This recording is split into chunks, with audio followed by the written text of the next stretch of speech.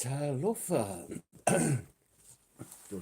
Ngaloringa o ngalonga ngalonga nga dream la ava. Yeah, but I don't think you guys mind my ava. Yeah, well, yeah, ngā whare ava ia le winter. Yeah, well, le winter, yeah. E whare mea ngā ringa whare ava ia i ronga o ngā kai mo le winter. E wha mawhanawhana le tino maruru.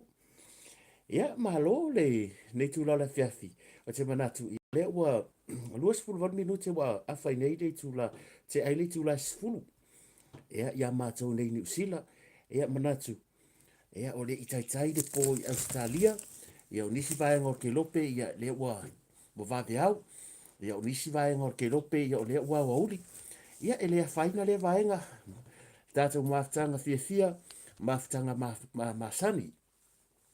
Ia i lunga o pe au ngaru o le ea, nei mea o le penga te whailangi po le internet. Ia lea wa whai mo i tātou o pe o se mea fuile nei e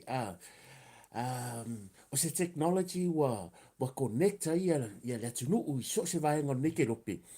Ia i lea rualua i lunga o le nei talo o le soifuanga. Ia na manatu lea. Ia o te manatu o le a whana tonu loa le malama ma vili tonu le ifi o maina. Ia a wā fui. Ia e fua le taimi ia o mātou nei rasunga fua o tai au ngā luenga. Ia o le a whakopi akurka ko ori nea fiafi ia. O nei, lau kauwhinga lawan marolongo kai au tū ngā luenga. Ia, hei awangi ia o maile te leo. Pe o tūlanga masani, ia o le mea moni. Ia e whaatalofa mwhawhelo i atu. Ia i le pa ia māwalunga. Sila mai moa mai fo ia si o tātou atu nuu. Ia i tawhai fia o le nei ke rope. Vese vaenga o le nei lalolangi. Ia, o e mai moa mai whaatalo whātu moe maunga le nei a fiafi o le asu sā māta ngō fie, ia i le lofa ma le hanga le lei o le atua, ia o le asu tō na i fwoi wa sauni ai Amerika ma le tua ke lopi, ia wā fwoi ala tō whai ngā saunginga i le asu atai au, ia ma lo le soifua manuia, le lange ma māma soifua maua, pa ia o si o tātou atunu o fese vāenga o e mai moa mai maota o lawa, ia o lunga o le awala, ia po lunga fwoi le vaalele, po lunga o le sami, whaatalo whātu ia le tātou manatu le lei la tala noa, ia ile nei afiafi fa malor so ifo manuia ia vi ia le alofa le atua le mai ai o soundinga le nei aso ia e mori fa aftai foi pa ia le fa ngā luenga te tofi le atua ia o lo tala fa auto fo i so se vai o nei ke lope ia o lo tu lava i tangi olo fai foi ma puluvanga ma puli matangi ia le tau wasaina fo i ole ngā luenga le atua le nei vai tau ia fa aftai le upfola fa le atua so se fai tau langa ia manatu o le walava tau so ai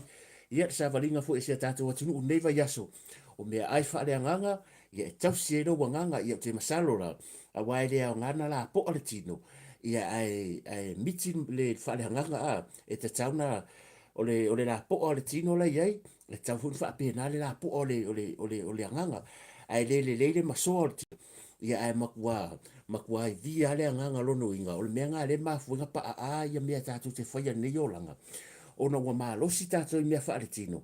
Ai ua matua mativa lava tātou i mea whaare anganga. Ia whapele whataro whato le a whawave atu lava. Ia e tau lava ona whataro whati ato leo whawhira i mai. Ia ka kwaru lo lea, o le kako story nei po. O le a tātou ua au ili le tūlanga o le lipoti a whamsidonga. Ia le tūlanga fo o le wala awina i o molimau. A leoleo. Ia ile maliu ai o le tasi fo o malo le malo. Ia le nei mata upo e o yeise te pui ngā le tūla fono po le whamsinonga. E whaasa ai ona tā ua po pui ai suafa. Ai ui le vaenga. Ai tātou tele i o. Ia e mua fo i ona wha maruru atu ma whapa i atu ia so atu vai maru enga fo i tau a inga. Ia o le sunga fo i le malu le malo o le fo i wa. Le sa afia. Ia o le langona lava ia mātou te tali tonu. Ia o le sa ilinga lava o le ami o tonu ma le tūlanga fo i ina ia manino lava le nofo so sina fio si o tātou tunu. O lo iai lava le tūlanga o le whaalo alongia. Mai se tau wa inga i tina fo i whanau o suli ma fioi. Ia e tau fo i le tamari iwa maliu. Ia o le awa whaasau lava le talo alfa msinonga. O nai manino mai. E le o tala e le o kukusa mo li maua leo. E esel mo li maua le si leo. Esel mo li maua le si leo. O le tātou story la ngā e kere kako story. Ai o le amata le tātou whaatalofa. Ia, o le mua mai, amelia whaamwana whaatalo whatu, whili malo, whiti ausi whaatalo whatu, e te wati se kuini, bora whio ngā muri angatele. Marianne lau pola whaatalo whatu, mei sua masi malo, le soi fumanuia.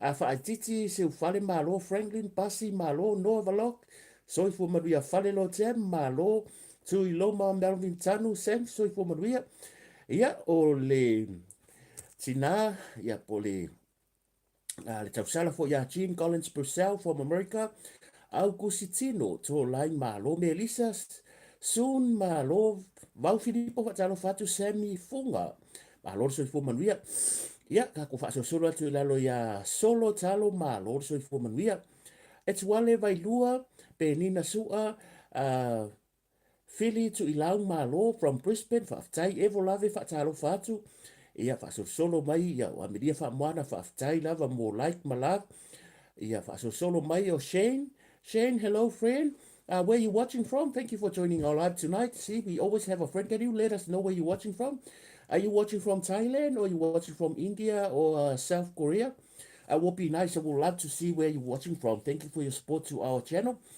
And say hello to everybody here. Most of them, they all YouTubers. If you leave a comment or say hello and tag some of them, they will come back to your channel and subscribe and watch your content. So thank you for joining our live tonight. Josefa Farupenga Fatalo Fatu Malo.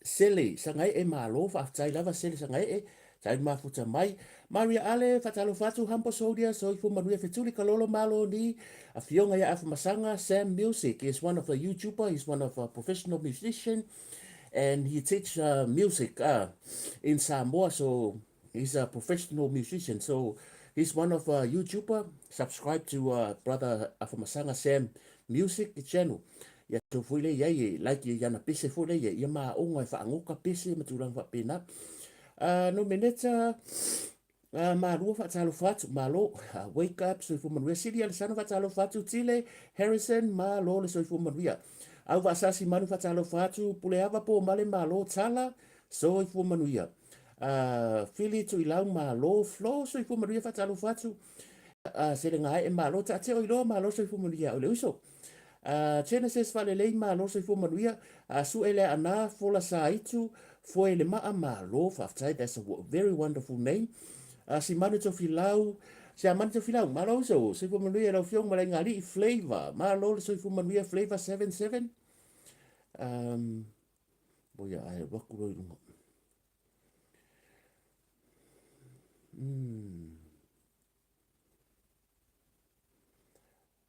ia fa solo mai lalo Flavor 77 ia o Tofinga. Al putsi soi fumanuia. Soi fa pati pio. Paki pio malo ya kopo. Tala tolo malo. Tep ai fai 19 soi fumanuia. Tolo tasiva fa malo atu. Tuli Johnny tolo lai malo. Es Shepherd. Ia po i Shepherd foot malo. Tutu no fo tuali fa talo fatu o lepa kili pati malo soi fumanuia. Tai Walton soi fumanuia. Lunga ea malo niat malo Fred so fu manuia tutu noa fo tuali fa talo fatu fo isia a you malo fa tai watching from Brisbane Australia fa tai lava Lika Leto malo watching from Brisbane fa tai Vau Filipo malo so fu manuia Hans Lilo Mayava fa talo fatu tai ma fa mai Ronda woman YouTube malo so fu manuia pe telo te filo fa talo fatu sui tai au tuli so fu manuia kai mafuka mai se lina si osi fa talo fatu Marcus Keripa ma Akeripa o Marcus Akeripa malo ya kopo taloto malo yo tuala fa pusa reti madu so fu manuia se seniolo tanu wasa fa talo fatu watching from Australia for aftai Ronaldo AJ Metuli fa talo fatu Ronaldo for aftai mafuta mai ia maleta mai ta ia Amelia Sua fa talo fatu Fosia Fosia you malo ia ma first Fritz ia malo lava lino to la fo malo so mai o le uso mari ngali ia alo fa tela tu mo le uso so ya to la fo lino aso ta mari ia ro fa ngalu ngaka ko New Zealand malai valele ia ma to New Zealand Lucia ka peli eli yeli Lucia ka peli yeli malo fa tela va Lucia ia Marcelina si osi fa afetai fele a Rona fa talo fatu Francis to le pai malo Selina si osi ia fa afetai lo so fo ia atiwati se queenie po le fiola murianga tele ia mo la malai kia mamilia whaamwana fia a puru malo, ia whaftai lava lina olo whako e kau ngai po.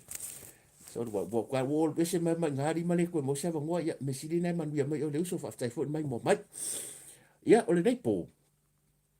Na pe ano fa yato e ma ale mata upu ai o le vi inga o le atua e whaftai nei sa pati. Ia e ke le ale mau mea. Ia e pe matua le tuu fo i le atua malona alofa. Ia e le e puipuia ma li o ai ma taimua ma mua au. Ia o tatou tangata whatau wa. Ia i le alofa o le atua, ia vi ia le atua. O le akako a makaku. O le vai aso te nei na whaasolo ai ia le whamsidonga fo i lea. Ia peano fa ia tu ia e asuasu atu lava vai maru puenga fo i tau a inga. Ia o lon leima ta upo leo wafta a whaasolo ia langa fo i whamsidonga. Ia e ta ua fo i mole nofo sila fia e lea tunu. Lea ia o te wha maru rua toi fo. Ia o le atala noa lava ia nganga whaaloalo. Ia o na iere taitonunga. Ia e leo se mata upo i whaingofia e maise lava i lato fo i o le sa o nai whanau, whalatua, usong tua whawhine. Ia o le sunga fo i o le malo lena na fialo na soifua. Ia i lunga fo ngā ruenga. E matautia le tūlanga o le whaasolonga o le whamsidonga. Mai e whaisi e pei o lewa toi mai tau atu. O le whako a kick off le mea. Ese molimau le nisi o leo. Ai te ena e Pokaki le se tasu whamtalanga tustusia. Ai leo se whamtalanga tustusia. Ua molimau nei le tasu o malo le malo le umokongo kako o le leia. Ia ai lewa ke e Pokaki whamai. E le se mea whapenga ngawhaia. O na turi loa fo i lea le fionga le loia ia mapasua to i loa, Tania. Ia le malo. Ia e wakunga whamai, sorry. Wa uma whamai, wa uma ngon kusia kongo langkala kuskusia. Ai su e kunga. E le se mea, iang koe whapea mai lea. O sorry, ai wa ngalo ia ia. E whai mai le si malo. Nga maua Pokaki i whasto. Mano whari. E whai mai le si malo. Nga maua aku i whia. Nga maua aku i kang malala. I le mea lai iei le whale o lona to alua mua. So e lua mori maua leo. E makua ese e sing. O le winga la pe wa tātou tala noa. Ka koke nei whaisei ungo whamsidonga. Tātou te muli ta ia pea le tūlanga. O le na fonga o New Zealand lea. E wako ele credit e whaafitai atu e tātou tala mua. E la fionga fo ia langi ke soma ia mali tātou tala mua. I wai penga pau leo le o na paua nei o li poti e makua i mauki ngoa sa o le leilo na aumainga. Le anga fo ila e la fionga ia langi o se tustala si nia al tātou tala mua. Ia o ia fo ila le muli ta ia uma o upung fai aku o upung fai mai. E le kai peo mea fo ia ka kormus pepa fo lele fai ei kau. E ngofongo fai lo ofisia mai fai kau ka la ka ngaka mai kusi mai. E ese mai malangona o tangata al watu lava ia. Al waku walu kokong. Fa alongo, ma fai note, yang saurele kusi. E mai fo ila le fa fonga la tilo. Atalo fatu salo me tuala ya kopo ala ese ya o loise pasi malo. Mem tenko swami po wami foi. Thank you for watching Mem Tako Wami. So can you let us know where you're watching from? I think I know you're watching from India. So namaste. Thank you for joining our live. And saying hello to everybody. Thank you for always watching our live. It's a pleasure to have our brothers and sisters from different part of the world. They always watch our live. Even I speak in Samoa most of the time and the majority of the live. But they always come and support. So thank you. Mamta Tako, Swami, from India. So say hello to everybody here. And thank you for your support. So la tato wo, le whaasolonga o le whaamsidonga, e matautia Samoa. E matautia. I can't believe it. E sa oi ko finga. So lipoti nei o lipoti mai ngā mai o le quota ko and credit to our Talamua media. Mo i lātou fo i le ewa mai i o le fionga pa ia o langi ke soma. Ia mo le tau whaatai. Ia o le laka ko kalkala ngoi niusingi ngā mai because we have to give credit. Ia lātou le lipotia mai e le whapurka whawhau o le asau, e kaunga ave e le whaaloalo ia o kārufu i ka ke like i ai. Ia ma i lungo le page le Talamua Facebook page and the YouTube. langa kaunga avele credit ia ma ave fo ile lango isa poda ile la to fo nga luenga e le fa pe spend a whole day i ko kongole sa kusi met article ia la ku kai kai avele nga fa nga luenga pizza list ngata. See our friend Man Tanko Swami, she says it's 4 something. What's the time in India? 4 p.m. in India. Wow. So our local time here in New Zealand, that's 43 past 10 in the evening. So thank you for watching. Sending love to you and your family. And thank you for your support. Petelo te filo malo Charles Stanley. Ia manisi ke wa misi aku lo suafa. Ala kako wo. O lipoti nei le whaanga salonga o whamsinonga. O le me mua. O le atato wo. I le tala. A le malu o le malo e suafa ia o Constable Jordan Sally. O Jordan Sally ia po Jordan Seo. O le malu leo le malo sa vala au. Lana molimau whamsinonga last week. E whaapea mai lana molimau o le tamari nei. Ia po le malu nei o le malo. Sally gave evidence that when he came face to face with la whapupure ngō Pokaki, o le tua ia. La ngā whaaru umare ngō makere ngō e whamakara ko te mekasi, e ki confuse site. So, o Sally, o lewa avela na moni mau, ia po Jordan fo, a kulong whai, la avenga ngō mua, a tu whai, ue whai ngō fia. Ua ngā avela moni mau, ia po o evidence a Sally, na ia ave, ma ia whaapea tua i whamasinonga. Ngā la face to face loa, pe ngā la whikau i kukua ma Pokaki. Ngā ia se i role la au malosi, ma ia ka ia kuia Pokaki, wa mei wa le alunga le sue. Ia toa me ala whafonga, awangi i whapea harunga o ia, e kau ki o umai ani mea ngā. So, whamai ngā wakua, wheko ai whafo se ia ma Pokaki. O foroma se i langa whanga, malanga la au marosi. Mangkua, he did mention, e iei langa la au marosi. E kau keo akuna loisi mea, e koe fsida kua me ngau e rengi la au marosi. So, mangkua Eseese, le whamai Eseese aso.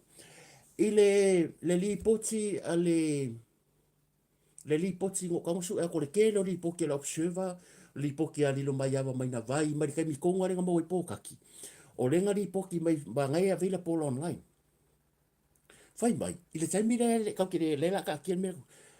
O le li poki rengo fai kau wangei mai ale Samoa Global News. Samoa Global News le ngā mai le kaimi renga mawai, e makua Eseese umafa makalanga. Fai mai le Samoa Global News. Ti o le wa mo le tua ia Pokaki, o le ariko le fai mai luafe lua fa. O le Pokaki had been taken to the Matotua Hospital by the police on that same day. Ngā mali wai le tamari ia Penyamina, le asurus fulua Julai. O le fai mai le Samoa Global News. Bai. Samoa Global News, o le lako news le ngasau le aso tolu, le ariko, le available online. Le aso tolu o Julai. Le aso tolu o Aukuso, le luafe lua fa. Le la sa wale fai mai, o le nu o fasto o uta will take 2 separate i fonga. Le fam kala mai, a le la sa ula kukala, o le aso lava na mali wai, le malu le malo ya Penyamina. O le aso foi nganga ba wai Pokaki. Ma avei ile farmai. Farmai, ti ia Pokaki foi had been taken to a hospital by the police on that same day. Ngā mali wai Penyamina, ile aso lusfulua Julai.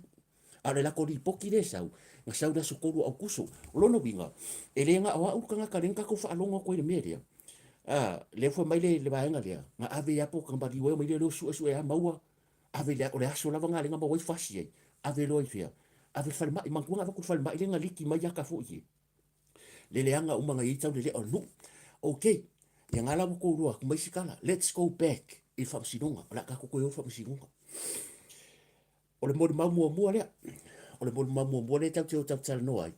O le malu o le malo e suafa a Sally. Ia po Jordan foi. Ia la ave ese Sally. A ku uiei Jordan. Fa mai le kara Jordan. O le aso ngā koe sue Pokaki. Fa mai la whekau kukua ma Pokaki lai pua ngai loa ku Pokaki lo mai e Pokaki. Ngā ngoforo le ma se ilanga. Se ilanga la au malo si fafo. ka ia ku ia Pokaki. Ia nga whai ako e lola ia. Whamai wakunga, e ka ekule whanga ia Pokaki, o ngā o lai whamai ia, wa approach mai ia, e Pokaki o lai sau Pokaki, ala sau maringaifi. Ia makua la, a whawhai ngofi. E laku ia Jordan. Ala fo isa Pokaki maringaifi, o la whakau kukua, ka ngorosi li whanga ma whai aku ia. Ko ilalo la ngaifi, ko ilalo la ngaifi. O le molimau la lea Jordan. A whai mai le molimau a Pokaki. E pepelo, e keke, kusa e leta ua pepelo, a whai keke, wha mai Pokaki. O le kala Pokaki, i le asonga mali, le po o ia le tua ia le mari o penga minga.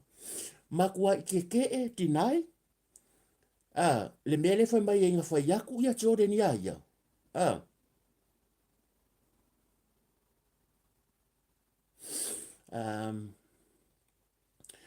Whapea mai. O le afionga ia le leoleo le accusation whai mai. He denied ask police Constable Jordan to shoot him when the officer caught up with Pokaki on that day. The late detective la solenga maliwale kusala o like ke Pokaki kala ia fai mai ai le fai ako e salali. The man accused of la fionga ya pelia mina has denied asking police Constable Jordan salale to shoot him. For mai rangkala e pepelo kala salale le wo mo mau salale mai ngala fe kau ya fa mai ya fa ko le fa kwa le fa mai pepelo e na ke tinai e le fa ya ku salale ya asking police Constable salale to shoot him when the officer caught up with him mai le se kala fa penga fa kwa o ko mangingo mai o ko mangingo ko fa fonga mai pe ka pe manino ia ko fa fonga le ya la ka ko yo ya salale. Salale gave evidence that when he came face to face with Mua au Pokaki, he pulled out the gun, he set the fanga, and then pointed to Pokaki, who was approaching him with the knife. Mai, anga le wasau Pokaki ai marangaisi, ka ngoro se ile la au malosi. Mea nga, ai whai mai le mori mau o reke ke e Pokaki. Whai mai Pokaki, Pokaki has denied asking police Constable Sally Port Jordan to shoot him when the officer caught up with Pokaki on that day. Long winga langa ke tina inga kala leo. Yeah. Anyways, la ka fa solo lalo. E kau ke lo ai me ye makua ke le fo ya le. E ke le ase nga e ke le fo se nga ngor ke singi.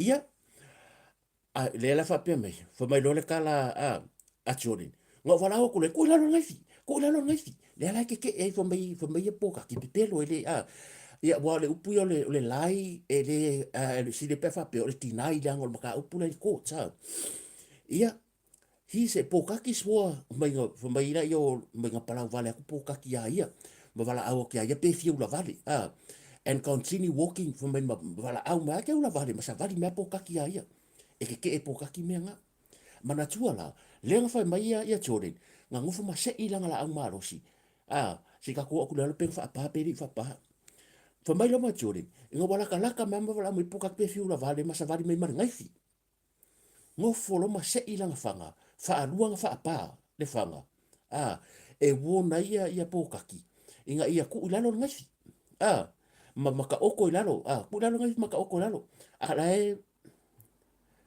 ala sa wa Pokaki ma fa fanga o le ala ya o le ke Pokaki me ia le ke il mo maule a Jordan okay fa ku le lo ia lo tu la i mo Pokaki o le defense counsel la le fionga fo le sunga le ma pasu tani to lo fisila ku lo ia Jordan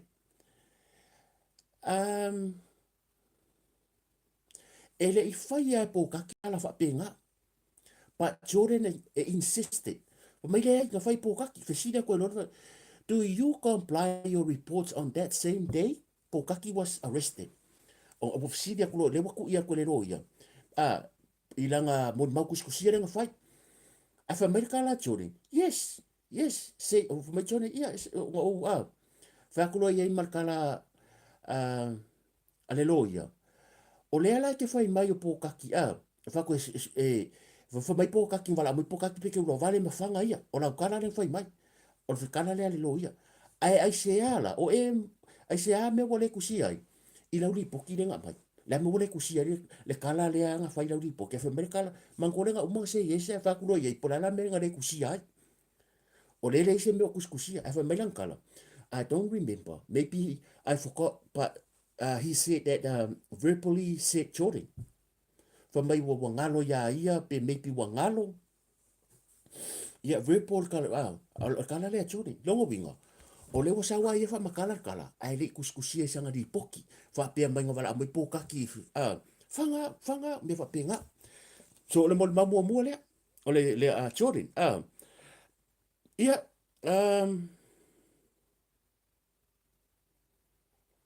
o le upule sau inconsistent evidence on where Pokaki was found. O le mele tupu i. Fa mai le mol mamu Jordan. E fa pea. Ese le mol mamu Jordan. Ese fo le mol mamu le si leo le menga mamu Pokaki. Ki ko fa fonga mai kan salo ko si la fia.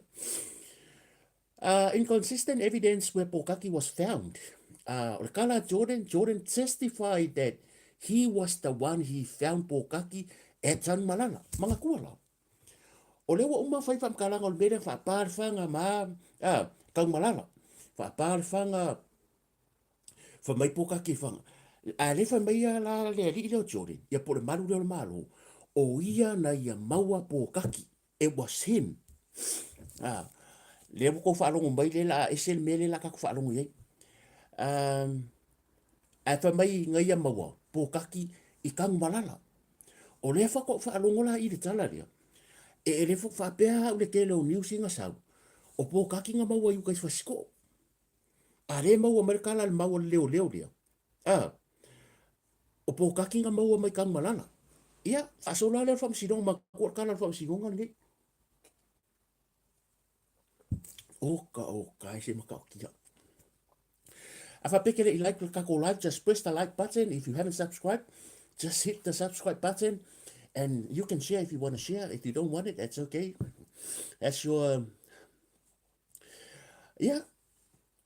For my markala. O ia, nga makwa testify ka kingo, o ia na ia found Pokaki at San Malala. But former police constable Tavete Muawai. Ai le tala ale former police, that means o le maru leo le maru. E le o toe ngalue, a sa iai le aso lea. Fai mai le molimau o le former police constable Tavete Muawai, o le tamari le sa mo mako kumalo, said that Pokaki was found at Nofoaga. Uta. Ari iuka.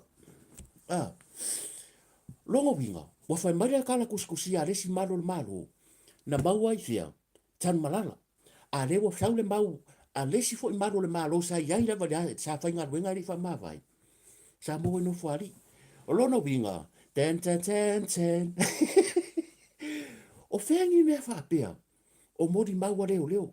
Whawhewhea I roe le si leo, le mori maua le si leo. Mana tua le case le nei. This case, something smelled fishy about this case. We knew it from the beginning. Nga kako loa mai le amakanga. There were so many questions. Now the case is in the court. O leo proceed lea. Lea lau kako vai mori mau. Leo watoru I mori mau. Ke e ai. E leo mori e Pokaki I a Jordan. Fa mai Jordan kang Malala. A le fa mai mori mau a Tavete. E lea I leo kang Malala o ngofari iuka. Nga mau ai Pokaki. Mau ai Pokaki. Ia Pokaki. Si? O le ase tau sila mai ai le mele wa amatan tato wa ai atu le case lea. Ua ele fo malotu tu no for ali Maria Ale and everybody to li lo a inga to li tawilo a inga malo and everybody ke wa misia kulo so fa pito vao peti malo ka ko vai fa so ngor case wa pe ala ka so fa I kong fam singonga. Ia le ala ka ko longi ese mo ma tano fa iva ia ko fa solo lo le ile aso lo sfu solo you like na fai ele tala ale a tore lava lea nga lako koe fo ai mana tua na sulufu lua and then na sulufu koru a ko kilo I aso ngei fai mai Nga mako koe fo i rei ngofari e su e Pokaki. Jordan said that on the 23rd, they returned to Nofoali in search of Pokaki. O kusa lewo koe whamakala mai. Whamai nga mako oi Nofoali. E su e Pokaki. And when they couldn't find him there, inga wala ko le maua Pokaki i Nofoali. They follow the intel information longa winga. Whamai o le intel ngai ko sila ngalako fo le whai mai. E oi su e mai o kang malala, o try kang malala. O langa ex-wife sa ngufo nga. Pa whanongo whaingo story. Lea lau whamai ngi. Nga wako ingo whari i aso ngā su e whamai i rei maua. E whamai le intel po kanga kang whasidi ai o mai o kang malala e re whane o longo o rua ex-wife ngai nga. E rei lopo o iai nga. Ia, lea whaawawa leo kara Jordan. Whamai leo Jordan. Then two other police officers then went to Tan Malala, and while two other check out the plantation. Ia nga hola yo isi leo leo ko alua. Ikang Malala e ia arwa ya lea. Ia nga wakulola ifa me wako su ele fano ko alua leo ex-wife. Ikang Malala. Nga fasidi le iai pe nga laku Pokaki fa me fa finga I nga sa Pokaki I. Fa me ya Jordan searched the first ex-wife or the first wife house after she admitted that Pokaki did come by and ask for food longo. Fa me aku fa me kara fingi. Ia nga sa Pokaki nga sa fi ai nga sa sini mga se me ai. Ia fa yaku loma I fa mai le kala fa mai more police arrived and as they spoke fa me olala kala ngoa marko o rua leo le ex-wife of Pokaki. Awa amaka ka ngu waku le solo isi leo more police mo ka ngu waku. Nga fasidi lola ia arrived, spoke and fa mai vai ku Pokaki. O la fa ma kilo ko o rua leo le ex-wife le Pokaki. Le fa finge pia la fa mau kilo ngai kwa fa le ko nga va pia la fa mau kilo. Fa lo ngai story, o le story what there. For my then Jordan decided for my more police arrived and spoke with the first wife. Jordan noted that she kept on looking at the bush. Ko like kilo finga ngai ko nga va. Behind the house ko nga va ko fa and which is nga raise nga suspicions. Wa yai mo nga masa salongo. E pe ya re I wa re fa mai denga la ko se me ai pe ya re I fa mai. Fai lo leo. Fai lo malangkala leo. Fa funga de leia. Fa funga de leia ni meria. O le fa solo molimau. Fa mai langa kala. Fa funga leia. Ai se ame wale I lo ai e Jordan. Pe wa e se kala Jordan. Ba lo mo langa kala lea. O yanga maua Pokaki I lela ka ko su e peng fa fengo maua. O peni a mina na maliu I kang malala. A o le fa makalanga o le maliu o peni a mina kau ki o iai. E tasene you know ya ke wa kau kere fere unga ka ku ka kala ngoi. E kau ese ala fa alungu. Ya. Fa mai langa ki kilo ko la ki kilo ko do le a Pokaki ngai ku. Mpe ki kilo ngai ko nga va. Fa mai do. Ma fa la halu le kala re mai. And then he decided that halu pi masalo salo po le la. Ai le ia lo lai ku. Nga fai lang fa ma vai ngai I leo ia. Si. La me la halu nga o ye ku o le team le nga waku. Nga waku e su e Pokaki. If you have any suspicions that the man's still there around or the backyard or the bush, la menga e le kou le kalangoi leo. E le ai, o leo kako mai I, e me kau ke leo I search, kua aku le perimeter, fale maybe 100 meter, kau ke e su e kua, a kau kako le kako, but he decided, mo whiwhiri ai aru kua, whai do lang wha mawaenga I leo, wha mai dangkala. Jonathan decided to go into the bush, but before he did, aile iarula, he asked his colleagues, wa whai anga ngai isi leo umai ngā waku, wa whai ai leo, whai lang wha mawaenga ke ua walaku woki ai, si? Wha whonga le mai ya, whai mai.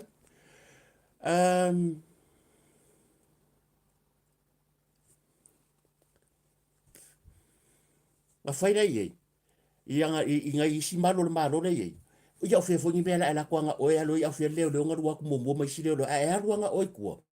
Ngai whai rei leo ia.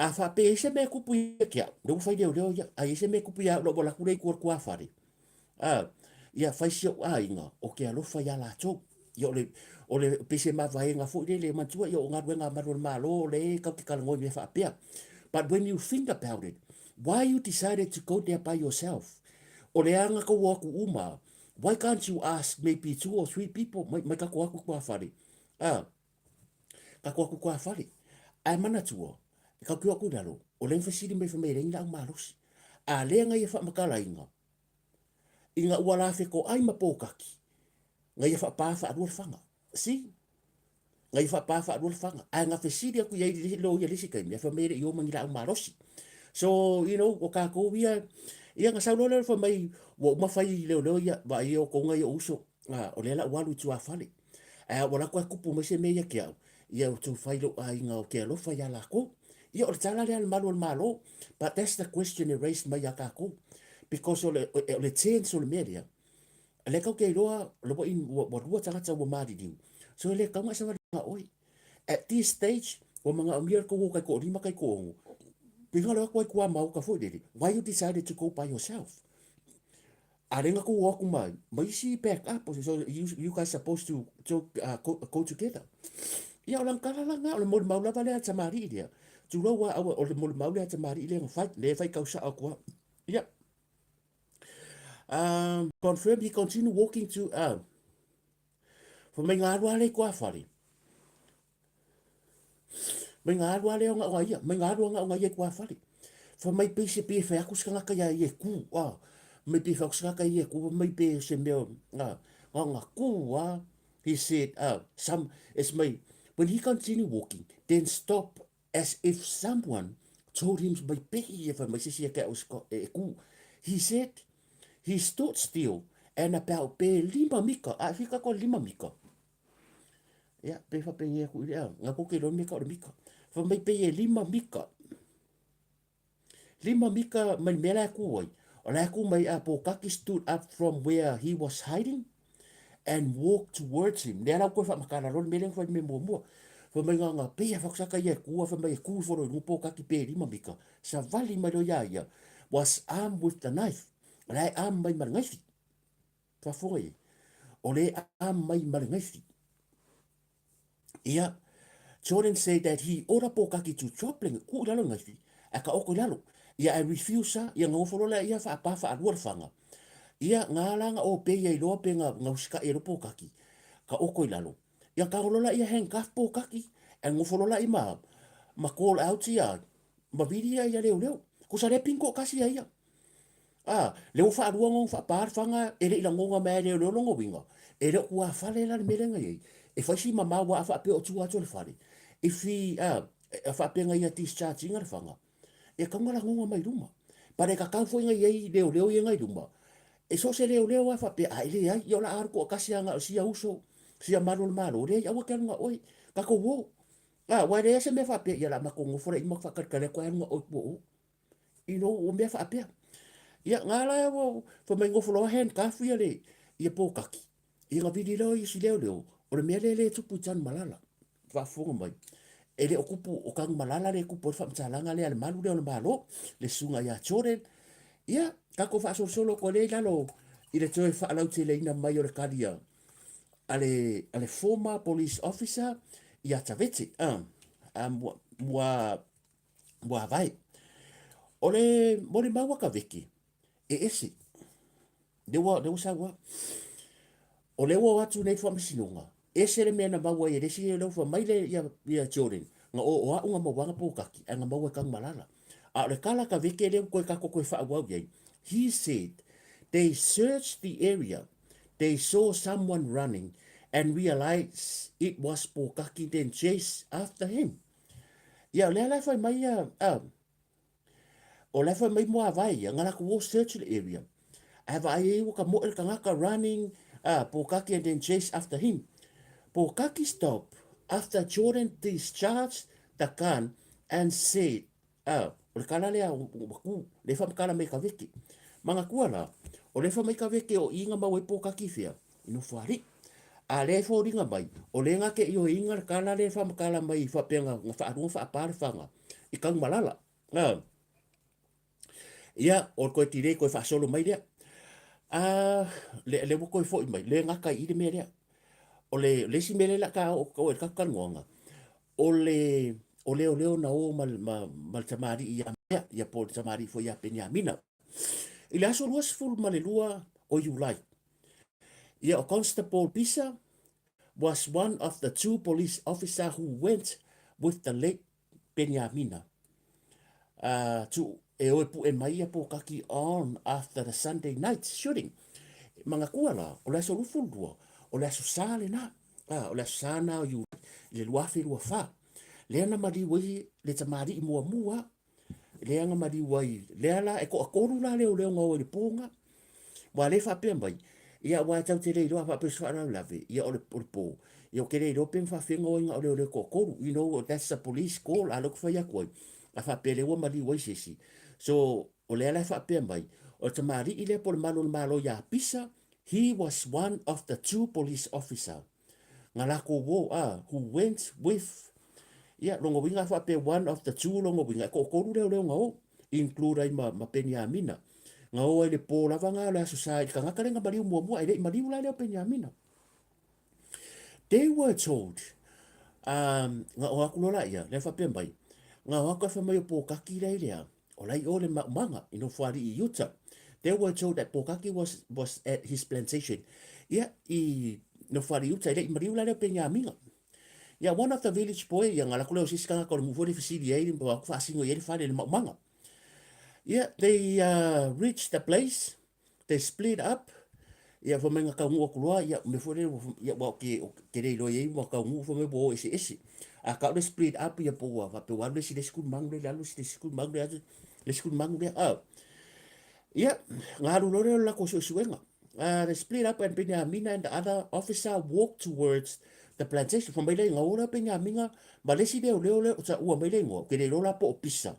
Po wai le si le ta u mai le swafa. Nga olola ia ngar manga towards the plantation. E o mai ngai duma. He was instructed to come around the back o longo winga la. O le leo le ta wale ngo le ko wai. Le ko rum Benjamina e le fa do mai le ngo. O le tamari le ya se ia. O le fa pe mai ka ambilo mai munu mai kua. Ko mai le kala leo le malu le malu. Seia said that he heard someone screaming. And then he ran to the front of the plantation. Towards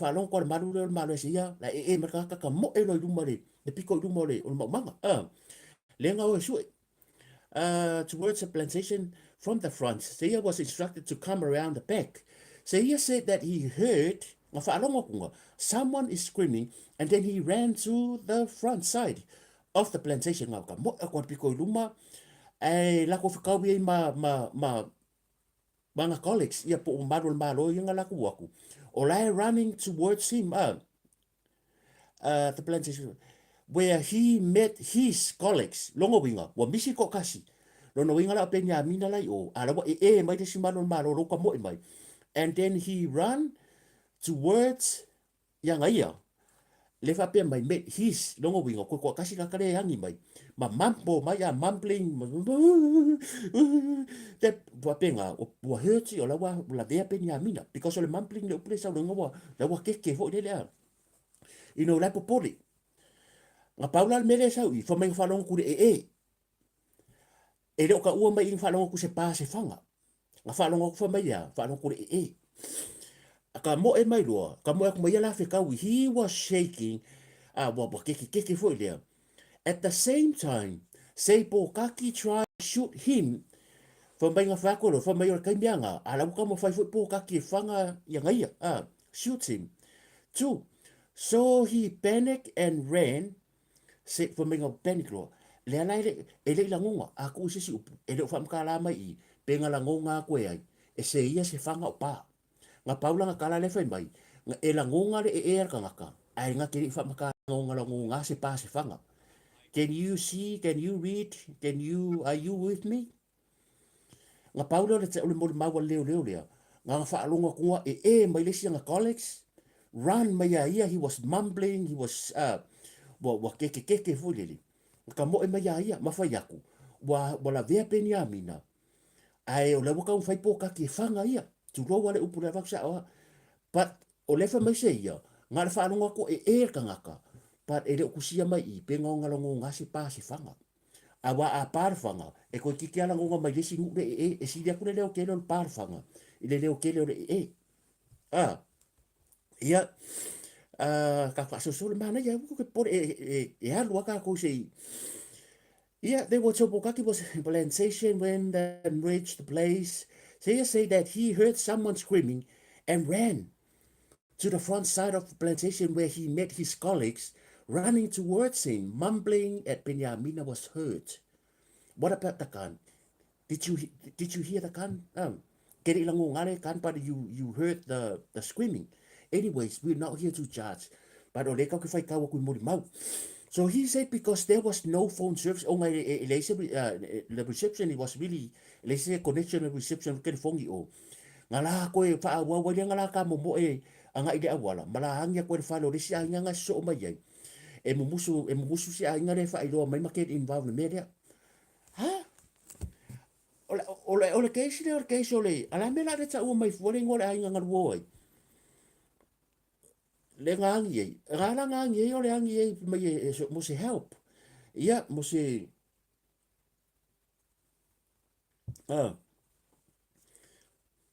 Ongore le ai. He said because there was no phone service in the area, they ran further down the road to get from the nearby family who were afraid to get involved. So Seia said that he continued running to find a spot where a phone service could be detected. O le operation na leoleo le ngaru. E kakaunga iei se back up. Wa o question ngai ngā kako popole mai ai. O lea na i loa mariu matangata le ngā mariu mua. So there was a gun involved, and there was so ole mawalunga o whaalave lia. E le ita tauna ho iai wareng fusila koe penga ini whanga ngō marako. Whamai le ai. A iai le tin e o kakio ai lalo. So na ho lia. Le fo la e o whamai le se reception. But in this case, e le kakaunga o ngā ngi leo tolu i loo lea tai tonunga. Sa kakau fo ngā waku ngā approach le ngu. Wa kasi ia vaenga approach le ngu. O le mea la ngā kupu muri. Ia, le hawha makala mai ka mua kulea lalo resi ainga ngā. E mbusu ka umai le ingoa. O ngā musu le ainga get involved. Ia ngā maua lo leo le help. So e siala ko fwoi ka kume. So, the family who were afraid to get involved. So, Seia said that he continued running to find a spot. Ma ia lu solo le ako su se me mo se. Se phone service could be detected. Ia nga pa mai ngā lo la ko ngā maua. And then he managed to go, get through a police headquarters and told them what happened and to send the backup. Mana tuala. Whawhiwhenga le ilo mai le headquarters. E whawhiwhenga le ilo mai le headquarters por komisinga o le operation le aru. Whawhiwhenga le ilo. Whawhiwhenga le ngā le maua mai ese kula fwere kilo. O le operation ngai e kaunga take serious e makanga ruenga because o le wa o re tangata o mariu. Ai ngā o lava le whape me le i wha penga ina. Ia a whape fwoi lai le ise wā le se leo le se reception. Ia wake lea me e fisiringi ai lea vaenga. Ia but o le tau se follow lava. Ia le whape mai ngā vidi lo leo. O mai lo back up. Ia wha mai ngā lako ngofo mai we waited. O la ua la lea. We waited about 20 minutes. Because pe lusful minutes and nofo ai. A whaakari e ia ai. Ia le back up leo le molimau la lea si malu leo le malo. Ia se ia fo. Presiding justice, whakulola i e mare. Ma le whionga le di whamsingo pe wa intervene mai. Wasira koe iai. Ngā iai ko, if they were ngā iai ko la au malosi matulanga fo i e a leo. Leo wasira koe iai. Le kaimin ko wo e detain mai Pokaki. And he say no. Whafonga fo i la. He say no. Yeah, okay. She asked if the police carry arms or kara le whamasino. fe ave ia malo ngi mea ia pui pe o a kari se ia e nga ole vaenga le ka ole special tactical operation sector le ka ole TOS e nga ola kulanga authorized to be armed especially during a raid for maila ele ai nga o le se la au malosi ele involve se mea a ye department for division le ka ole TOS ia pole tactical operation sector o la ko pa wanga o la ko o te sidi la le loia so va so mai lalo the late detective was found kneeling o le whamakalanga la le o le maua atu ai o te mari a penia mina fai mai inga o akula la le o akule o le o malpeka a po akulo le mea le yevi a te mari a penia mina le fa pe le na le kulo wa i sta mari fo e fa mai e wakunga e maua aku te mari a penia mina o la eto atuli ma upo le fanga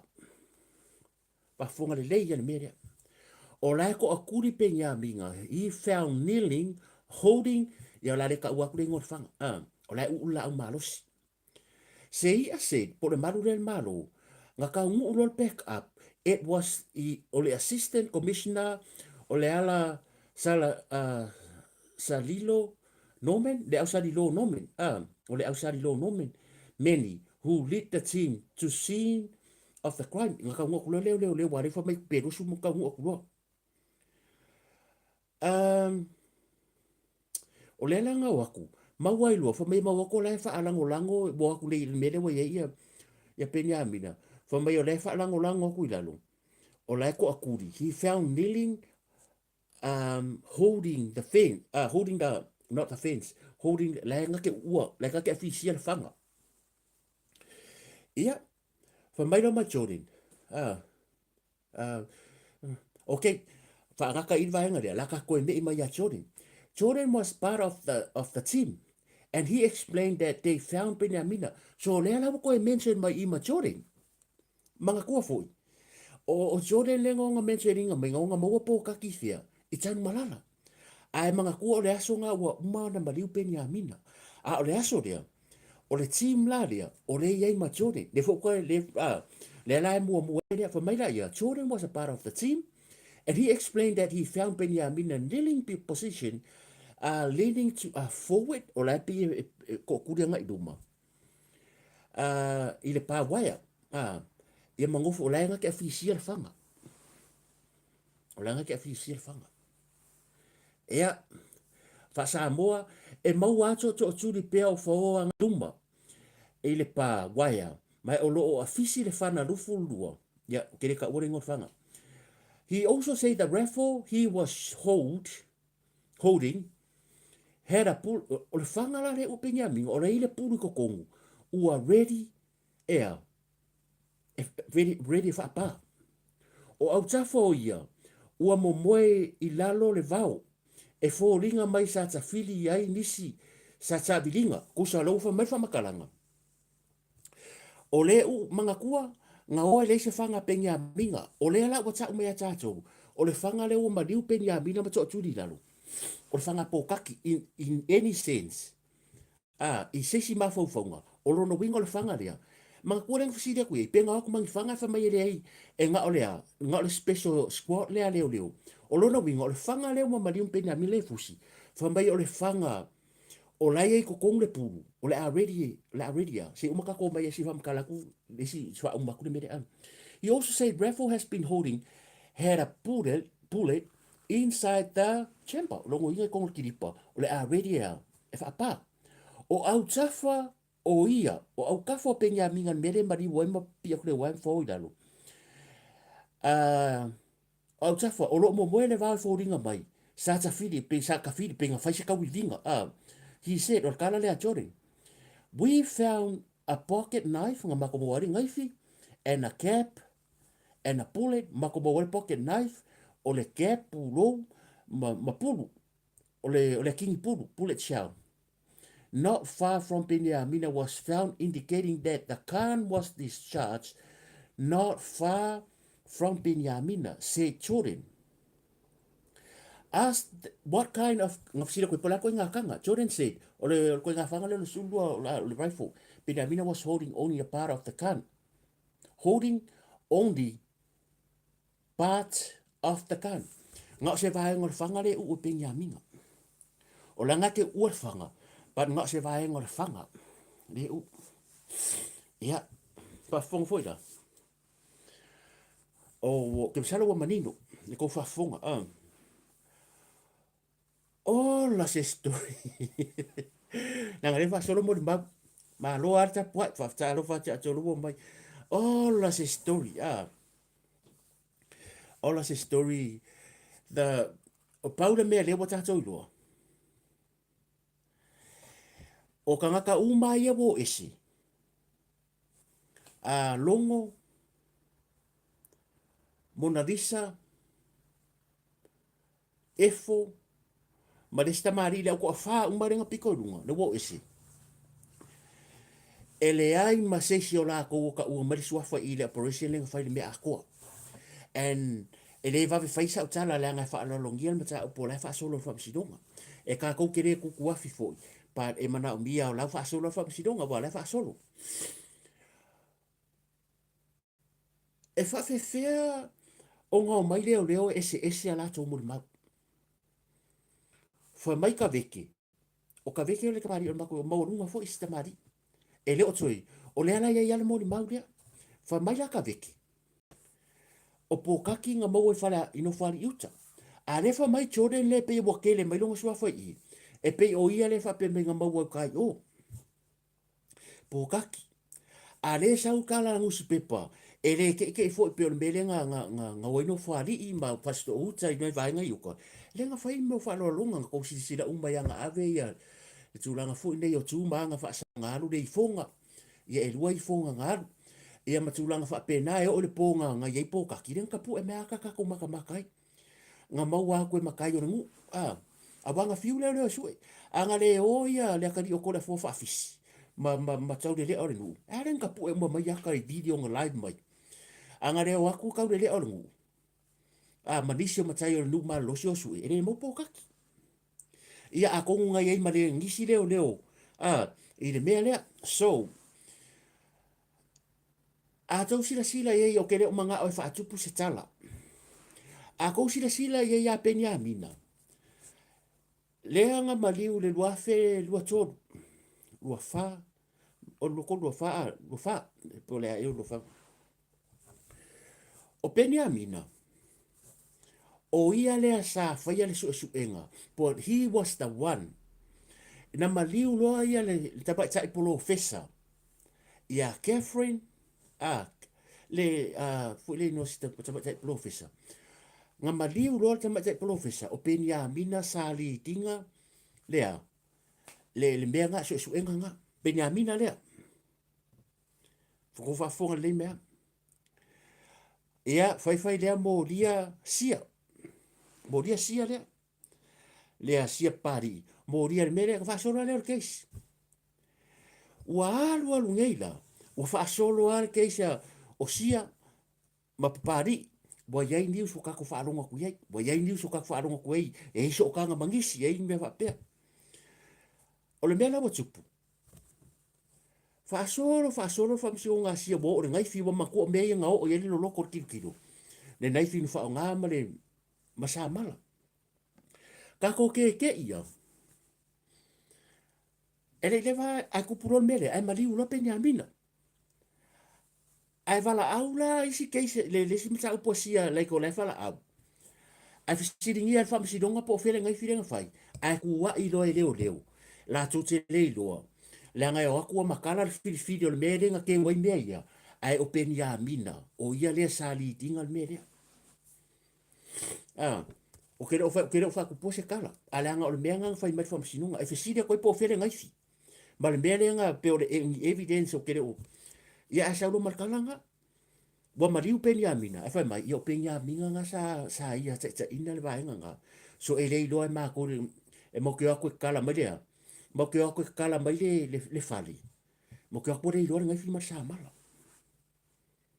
Ko whafonga leia ni merea. Ma liu loa te mari ia peni a mina. Ma vai le lewang whelkes. A le whako a lau ngai. Alua punga mai runga. Ua saurise. Saulo rise. Sau fai leo ma le al malo ma le official lo CDC I have the evidence. O le ako, the person that told me to do this. Por kanga instructing ako ngayon. Ari mai lo sua fia me. Mana tuala. Awangi fa pe mai se suo ko ia fia me. O le tusi ali se lenga ave. She mentioned that fia me instruct her. O le kaimi nei. O la innocent. Pe innocent fia me. Innocent lisi. Se ilonga wa prove le court. A le kaimi mua lea.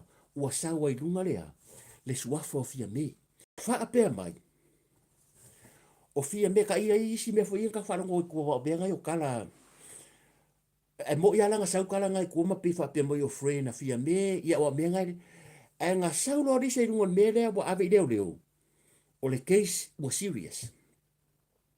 Was serious. Ia, o le me langa nga kupu. Le olo e whaisua suenga. Ai mo lisi pa wala me lau kakoirua. Wa amai lunga. E o mali taimi nei. O le wha asoro le case nga. Mana tua ia kou mangingo e lua different cases. E inga isi kai me kau ese ia fo i lau whaarongolunga kurunga. E eile case le moria i leo lise i le kusi. That's the first case. O le second case, o le moria i fia me le whiunga i le la aure al mare tua. O la la vea koe mare ngō lise. Ia kou mangingo. Langa le whai mo mata. E pia kau confused pia maka kufo i pe ia ukango kako wai whapenga. E two different cases. E ese are case le moria i leo lise i le kusi. E se fore case le moria le la aure al mare tua. E renga o la aure al mare tua le moria. O la fo e moria koe marise le whiunga sa whaapito. Ia manino e tātou. E mangingo fa fonga. Ia. Nga sawa o lise fo mai o kaulo. Boi loa la makuala. Fika koe fia me. Po a tala fo ie, kako.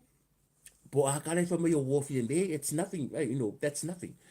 Ai avakuro fa apea wa lea la, wa kupu mai lo malmeria. Le loa lo ma mea ia. E kau yeile si kalo ke masalunga nga o ka mamatu ho ia lau ke mea. I don't want to talk about it. But I think nga uka whaalonga koe risi puka la me risi asu. I think Sia was one of Lisa's o pe o Sia. Sa ku e avea molimau o risi. That's what I heard. Se o kango su aku puka la me nga ngo. A sa le mawhainga amai kua. Sa lau leka ua kua. Wa koe masalo e maua me o tōru mero whea koe. O Sia. E pea sa foi se whaakalonga, it's going to be Lisa's molimau. O le ngai po kala me ngo va ai ia ke musa ka si o kanga sue. Nga ngo fa makala ku dia. But I don't want to mention any name. Le ala fa solo lo case. Fa pero ia la feko ai la dise maleo le walo ka fia me. O Sia. O la ele fa mong ya Sia. E maliu Sia. E le fa mong ya o Sia nga mali wai ia ka ko mangi ngoi. O Sia na tua ia. But e le ifa amang ia, le wa maliwa le fionga i le fo tina. E le ifa amang ia, i le fa masinonga. O Sia na maliwa ia. Pe mo i la wa ele unga fa masinonga. But in paper, e le ikua ia. E le imaua tangata na maliwa ia. E le imaua. Langa ele ilaua se i unga. O le fa kari la alau. Ai manga kua. E ka fa solo mea pe ni amina Sia. Le fola wo onge. Ya le fola wo kusala wo mai ko mele la anga fa pela mo fa kai anga fa pela mo mausia ya dise. Ya no winga, Caroline, ya le mo mai Caroline ya. Me ya bitu. Lo no winga. O le maliu Sia e lei lawa mariu. E lei fa maunia i pepa tu la fono. O Sia nga mari wai le fionga ya Caroline. Mo ia, o lang fa solo case o kako ia ma fofonga puler kanga kaya. But i ko kongo le court. E le fa mangia so now. Le wa mari. A le la fa solo le case. O mea inga ai. Lo mari o le popo le nga nge o mea nge ya. So ai la kako mari case ya. Ia la na sko fa fonga i mo malu wa. Las ko fa fonga ye. E kau make sense le ko fa fonga pe kau le make sense. I o lo ta tonunga balo le ai ma se ngo leo ye nga ye le ma va nga nga Lona winga. O lona winga ko me singa longo sui ko me singa pari efo ia ko sui ko me singa ia pari I fo lea pari lea loia. Ma lesi ko me singa pupusi leo leo o hepe rea po hepe. Fa ko me singa. A le sau molimau. Ia ka ilo iai.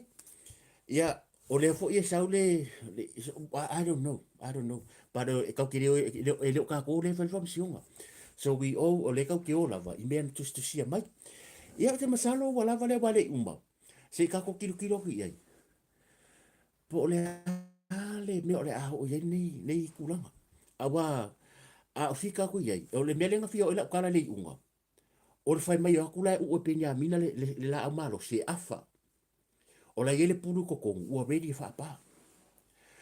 O ka ko ma fa mai ai nga vesi fa mai nga mo e va o ai nga fai ni ka vivinga. O le winga la kala. Nga ko va ai manu o pe nya mina. Mo ko va ai manu o pe nya mina. E tase na era. A ko va ai manu o pe nya mina tu loa. O le purfanga ruma I. Nga ka ngore fika fa ma fa faila ia o lau skaki fa tangata soifua. You don't have to be a FBI. It's very simple. A fa peo au le rak marfanga. A ufanga nga kanga karea. A pan mua u rere koe ola. Do you think o le mere ka uma ie e sao? E makuare ngofo le reia ilo uma fa. Tu lou lava, la ku lou ala ka kang fa mangingo. Lea wa la ku ngei pengi a minga. E le se fanga wa upure le ingi fanga. Leo sa Pokaki marfanga. A fa pela nga sa Pokaki fanga. Po le mea. A wale fai mai. E maua kore ua la ile puru kokong. O le afa apa. Ia o le sifuru lua le a... O le koe nga su lua le nga ka umere. Ele a... So kong su e akul koe nga fanga le a...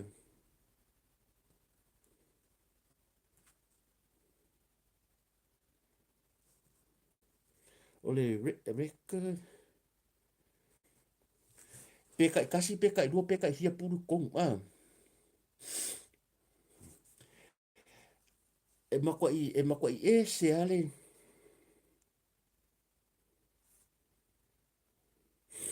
E makwa I e se ale...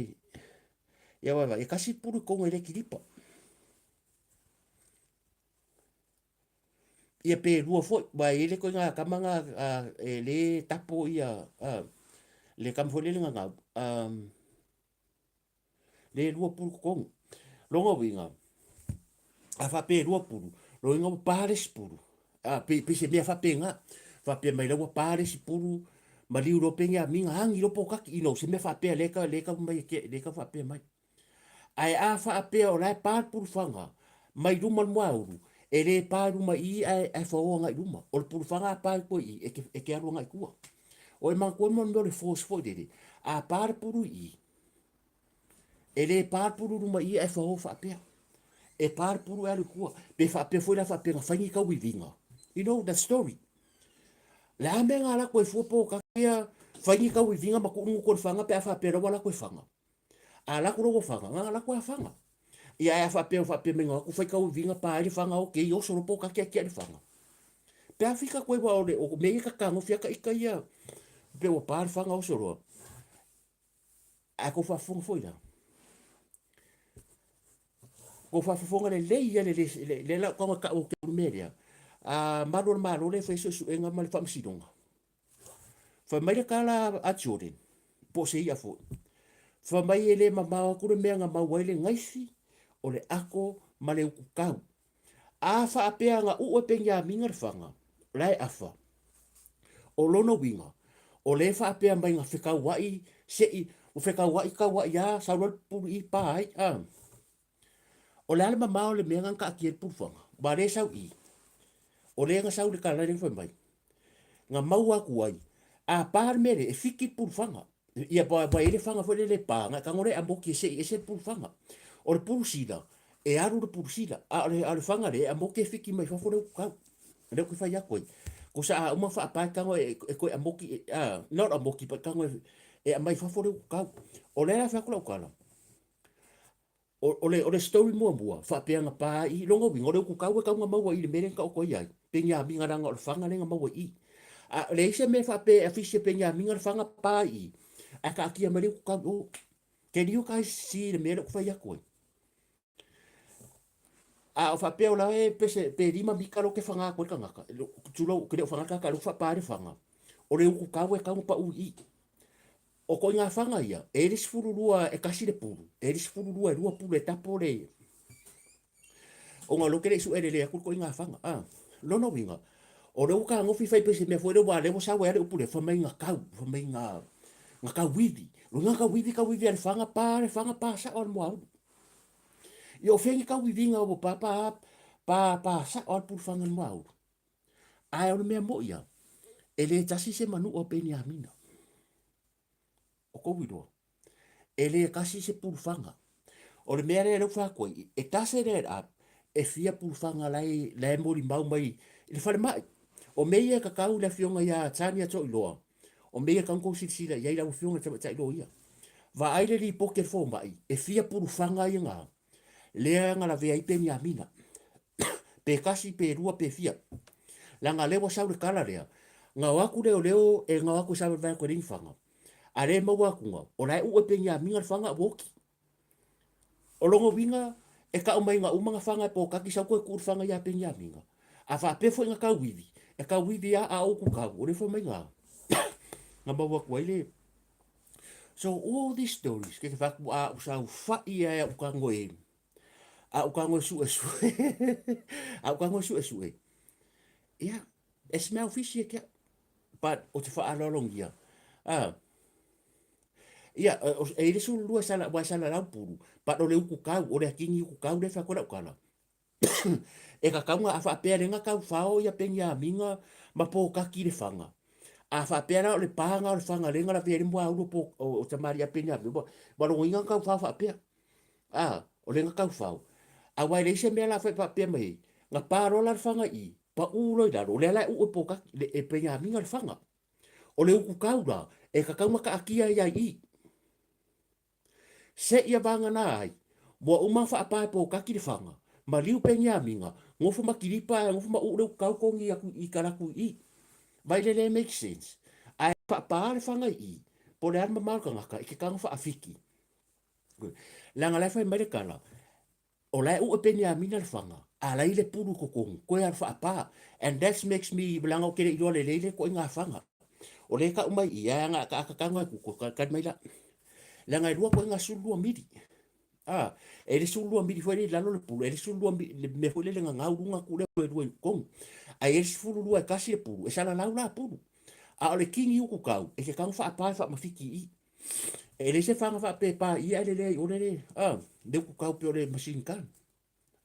Ole shotgun rifle. Ole fanga le sa uyor fulu lua. Let me have a look. Ole fulu lua Laka unga upu dia. Is that right? Raka? Ole lufu lua, sorry. Ole lufu lua RUGGER rifle. Okay. Ole 22 RUGGER rifle.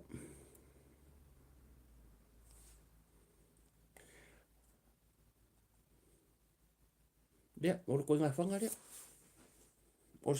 Bai, ko nga o kamare si o kule image. Kamare pese pulkasi pese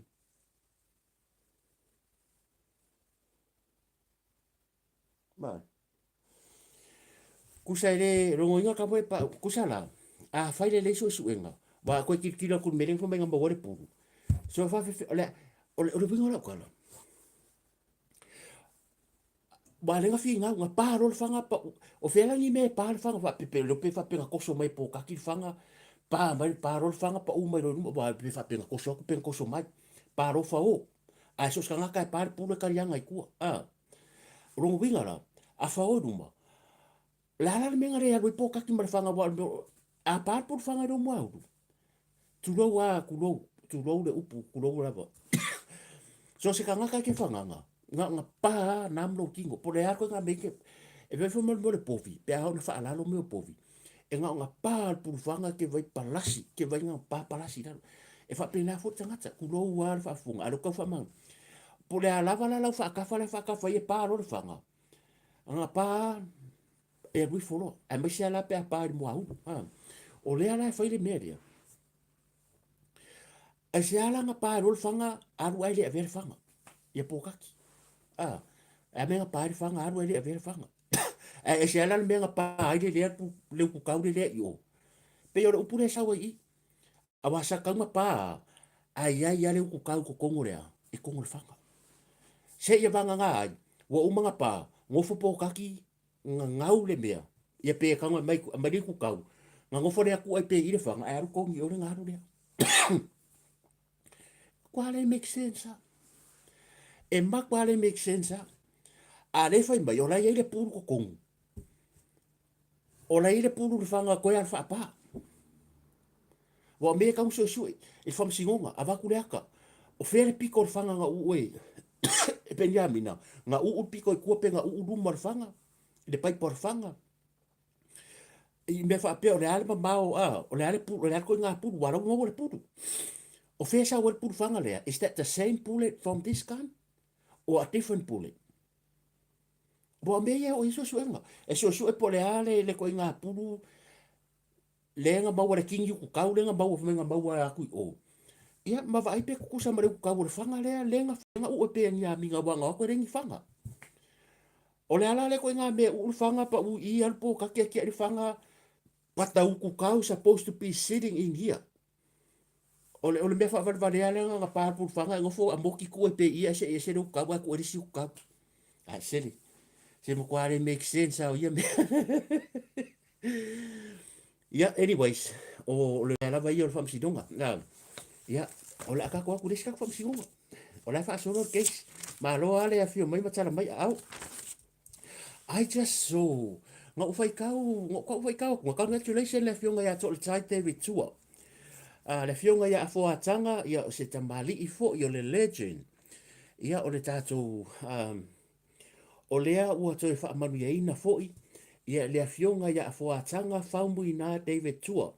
It's a big congratulations to you brother ya le fo ua to fa manu ya ina ya le tamali I fo I le Hall of Fame mga kua ia ekele ia association pe o IPF o WPO o WPC ia male WVV o le ala ua le wiki ainge ia o le sa vala au lia mai ai pe wa fa manu ia ina mga kua le Hall of Fame ia ele so na o ia ni tangata makua e na o ila tō lava pe o lailunga o le top so se ka alonga me se lava le fusu ia matulang fo ngi ia o le ala fo ia le wato lua ia tia wa o teve tua lo fa lua ia o le sa ia fo I le vaenga le la fo la pipi ia yo waka ia le fa manu ia ia congratulations mo le tu fa title tai ia la fionga fa muina ia po fionga fo la tanga the Independence Boxing Samoa IPS it's proudly celebrate boxing legend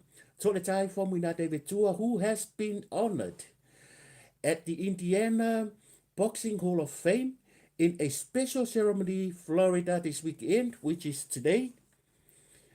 In a special ceremony Florida, this prestigious recognition honor in legacy as one of the most powerful and respected heavyweight boxer of his era, an outstanding contribution to the sport of the world.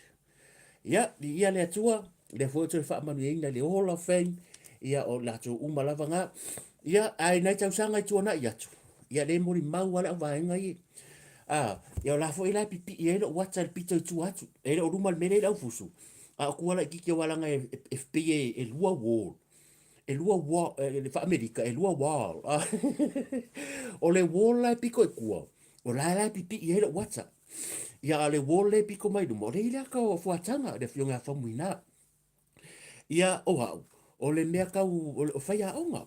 Ia mako whai le me e Hall of Fame whai la whaia onga. Ia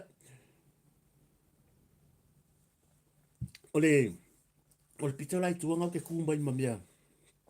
La wha apea me whai le ngā kwa Before being up, I yell bags and I eat.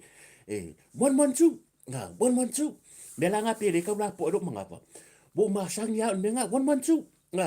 Ya 112. Fa puro. Bo masang ya ko 112. Ya la la ila pini. Ele se meto te lo to vale foi le o pico ngoi le. Ile hall of fame pe ma ua ma fuatanga. So congratulations. Ma lo le tau tua ma lo tau tua tunu.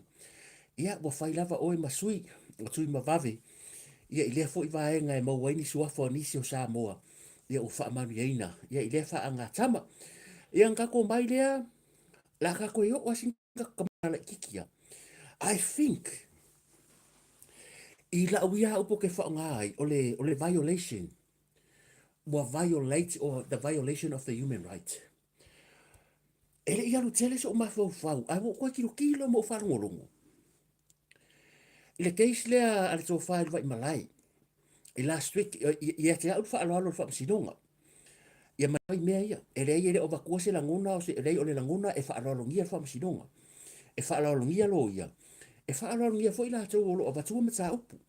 But something ele o no fo le I think ia ke au lava ia.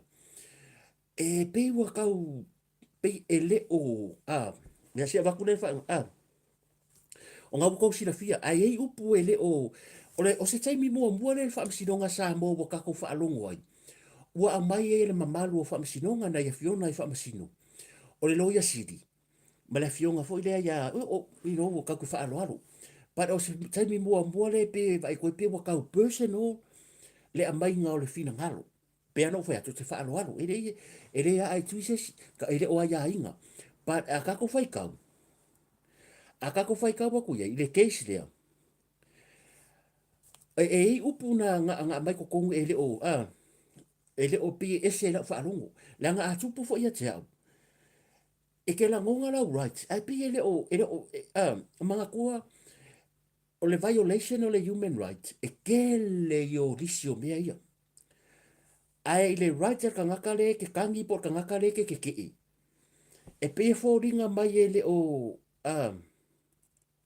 ia la va ka inga o le abuka ko lor ke sere ko ka foi kaua o na talo sanga atu leo lo tu la i mo to fai vai malai ia ka sanga ku fa masingonga e fa se kwa ngaru mai ah o le fionga le pari rasela la toa ia o le fionga le tama tai fa masido le tu la i mo keisle ina ua botinai mo fa pe mai mo le fa nga ina fa masido la talo sanga al tama tai ia mangele leone sua the application to withdraw the prosecutor as a prosecutor the case between le kakuro uma ka solo mai lola ila on Friday mangele apply to withdraw le me masanya la bukar sanga ki nga fia loa le fionga kama ka fa masingo po le alma fu anga o manga oi e fa se tuanga manga kua fu o le case le a fa pe se so tanga fa msinonga ma se si o lo avaku i mo fa msinonga e te clear pe o case le ka wai le nga i case fo ile ale al senior observer ale senior observer le na fa pe mai le fionga tama te fa msino e le ma faina o tau aveina o no so tanga ma le o lo moria mai o le conflicts of interest see e fa pe na fo ida ile ko inga right le mga arko fat mai malai and he has his own reason e yai fo langa ia ta tau fa le fa fai fa lo no le la nga fasili mai lo le fa fionga ta fa msino o ha ma fu anga fa ko lo yai le fa msino nga fa tala tu yai explain whom she representing fa mai ya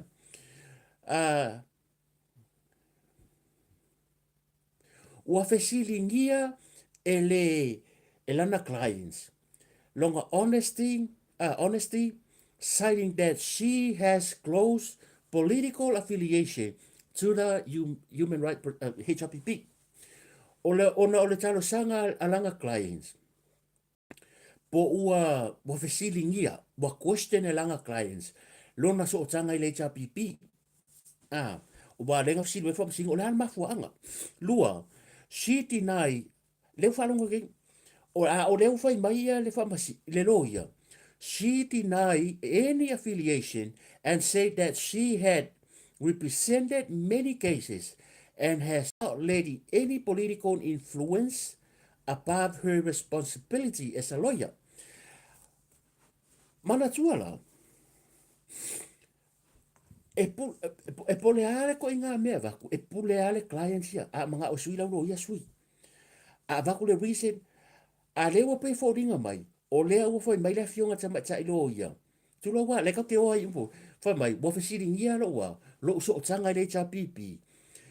Mai e whaapea mai ai. Karu mai ngalo ia, mo tinai, whai mai ai tinai, o ke tinai ina, o kusala.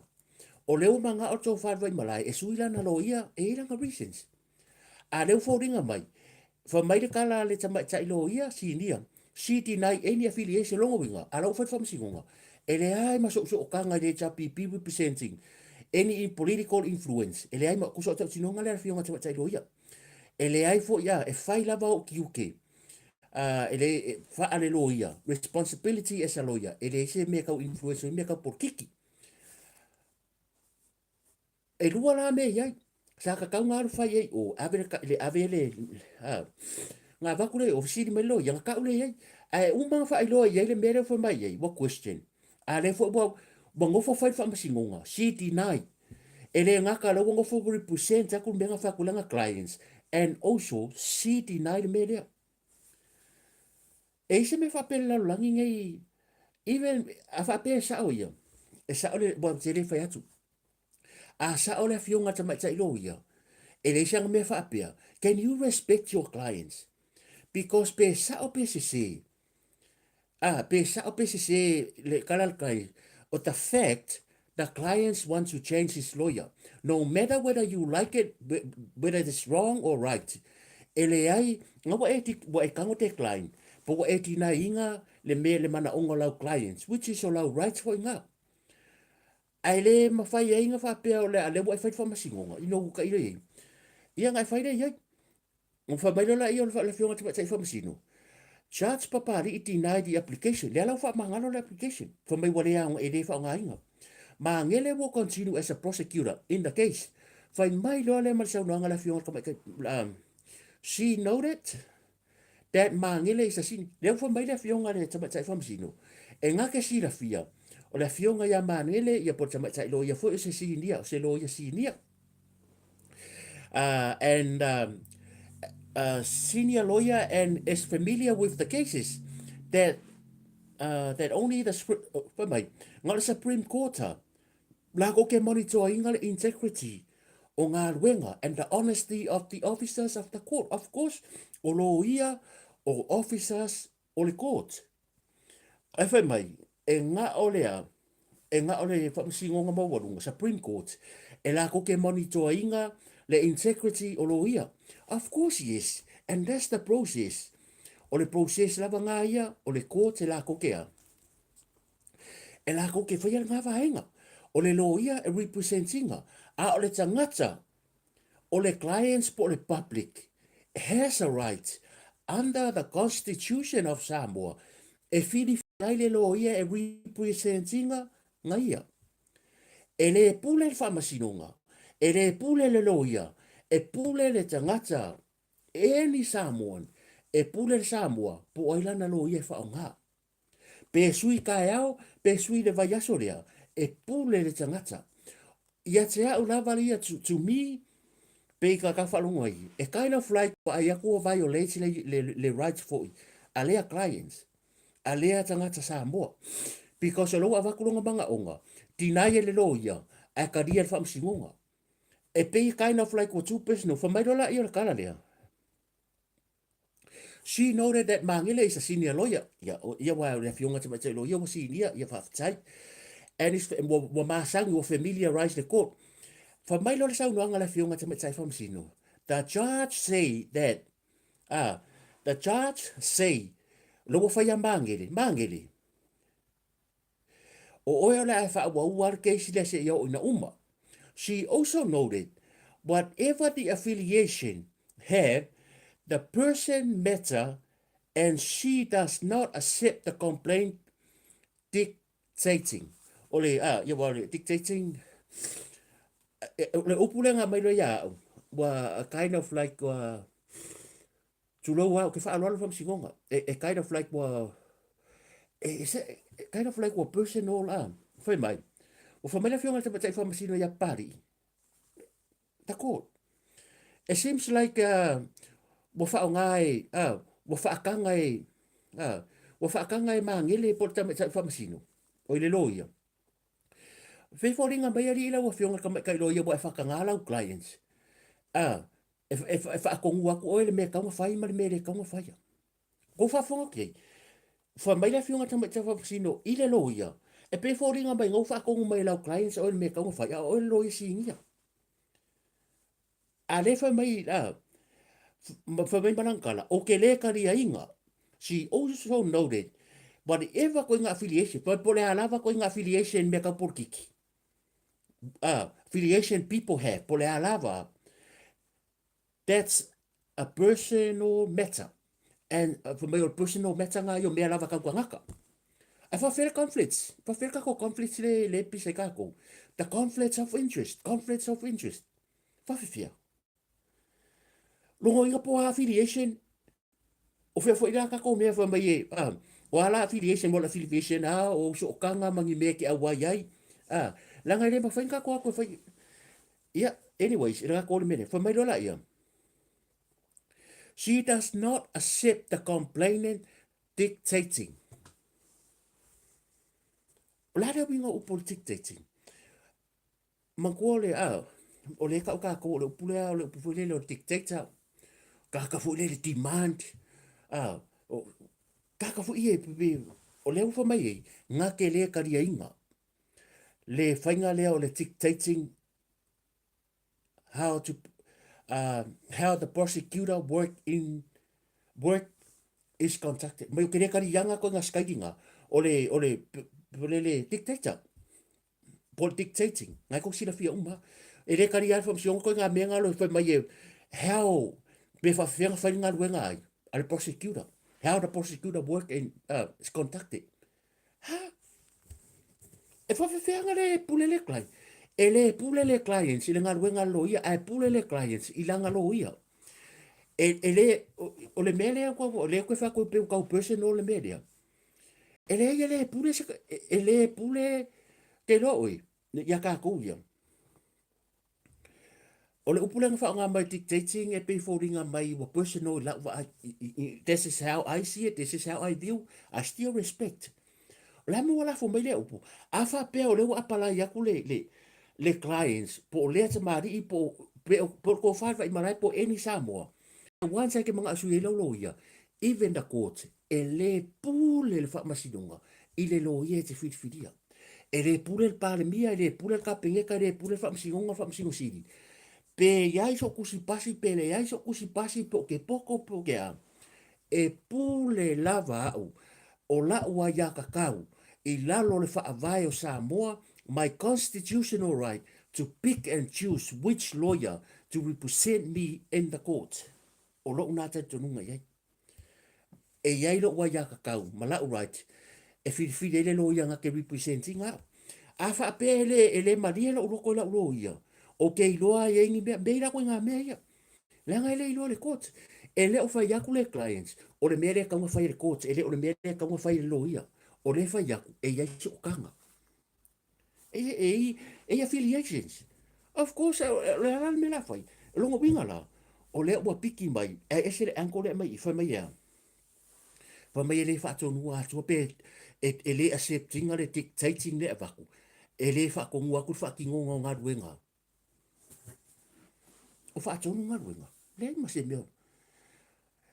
Le fa koe la ukala. Lately, o le keisa fale aliri. Le wakako va i le melea. Inga ua fesili ngia fo i le whaamsino sidi. La na fionga le whaamsino sidi. La fionga le lo ia ya miro lui. I mo i whaapeai. Wa ia questioninga le integrity. O le whaamsinonga. Bo o le mea fi ngā wako i lo ia. A fi ngā wako lo ia. Bo o i lo ia fi ngā wako le fi ngā wako le case. A wa peo wa sawa personal fo i whamea wa fesili ngia le. Le integrity o le whaamsinonga.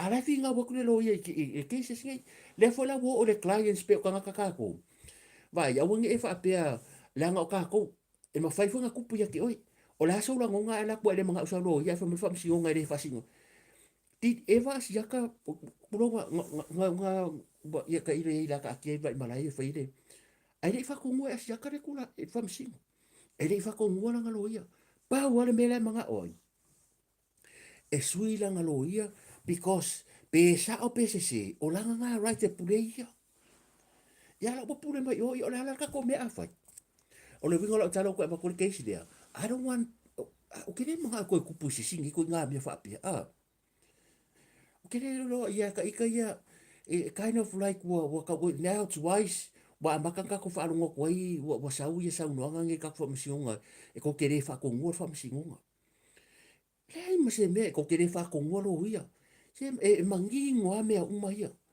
o le lo ia you have to represent that's your job or the officer of the court, but you represent your clients to the court. You fight for your clients. Pe avakua o kai pe al me foi nele. Afa mai ala clients nga pa nga pe po via ngafi. Pa wal me loia nga pe po via ngafi. Nga kale su o la mele ku savi o le mer fam silonga fai. E fam singo. Den fo mai ala clients nga pe po via ngafi la kai mi pe po. Ela ngwal po. Ela ngumuanga. Fa ko foi.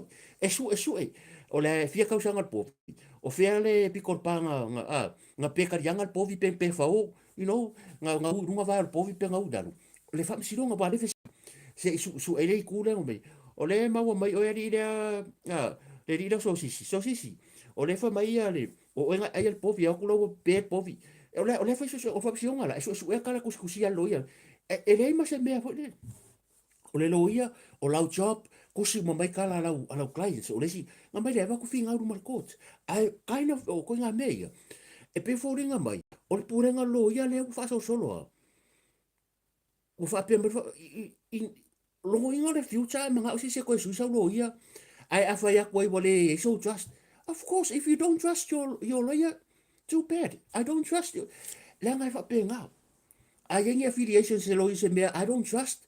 So why waste my time if okay lo fa ko le anga le loia. But ai yang ni me ke kar kongwai.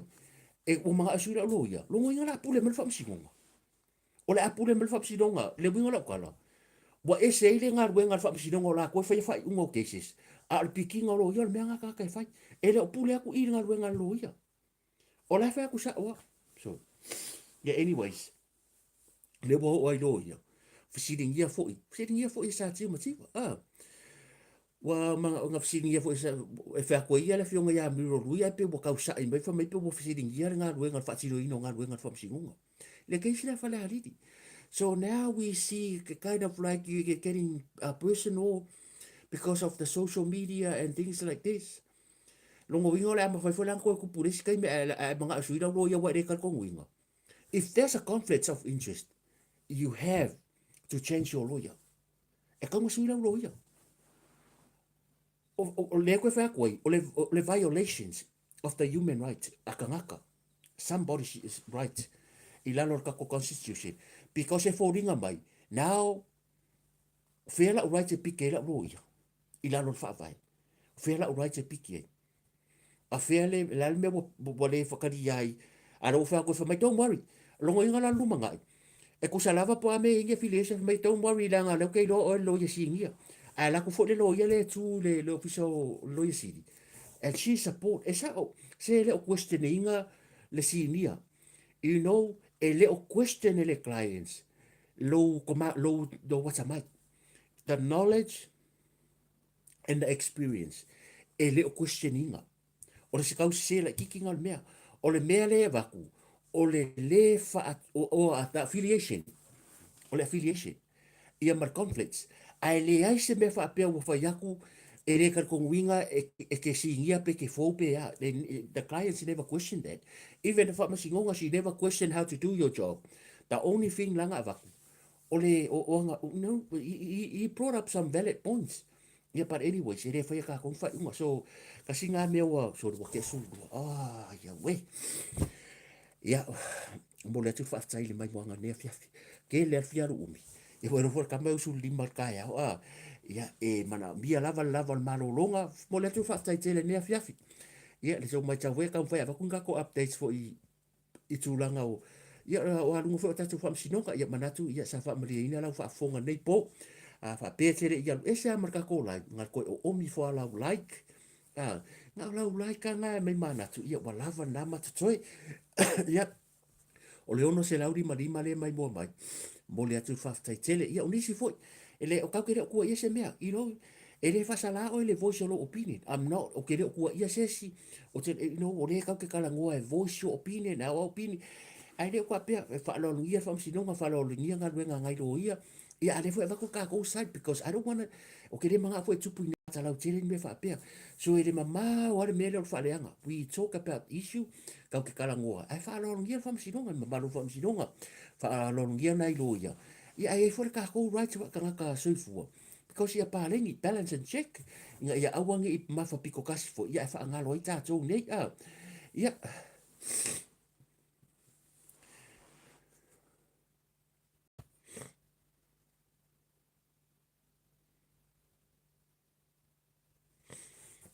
ia mo le tu faftai tele nei po ia lango fo ka ko YouTube ma ka ko Facebook manu ia tele ia ngā ruenga nei vai aso ia fa tasi le li ma o tou manguia fo sa nginga i Amerika fa manuia le atua nei tou ainga mai lava i maunga te tele se ia pa ia maunga iti ia manatu ia o nei afiafi o le akakua o le akaku maroro ai o le ase upu wa te tau tamari i lau fa fonga nei afiafi ia alofa te le atu ma fa mangalo mai se vai ngo moe maunga manuia ngā ruenga nei vai aso manuia maroro nei po kako fe wa i kai au ia mo le atu lo to soifua ma so wola ia le alofa ma le anga leo le atua ia ai le tu ua lava le tatou live ngale o omia lau like o omi lau live ia pe awa le omia manuia le po kako fe i kai au le alofa ma le anga leo le atua ka ki te ano have a good night God bless so far so forth